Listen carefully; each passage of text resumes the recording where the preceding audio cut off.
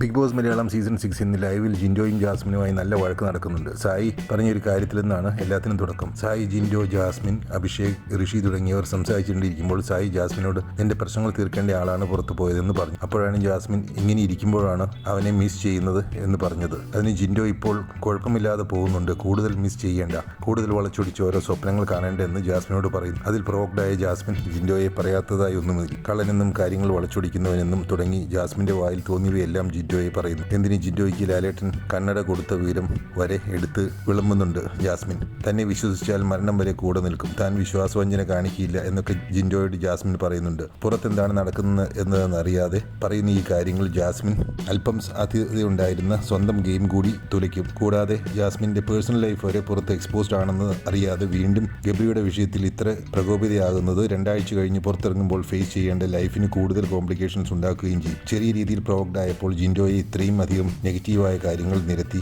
Down ആക്കാമെന്ന് കരുതിയ Jasmine പറയുന്ന ഓരോ കാര്യങ്ങളും ഗെയിമിലും പേഴ്സണൽ ലൈഫിലും തന്നെ ബാധിക്കും എന്ന് മനസ്സിലാക്കാതെയുള്ള ജൽപ്പനങ്ങളാണ്.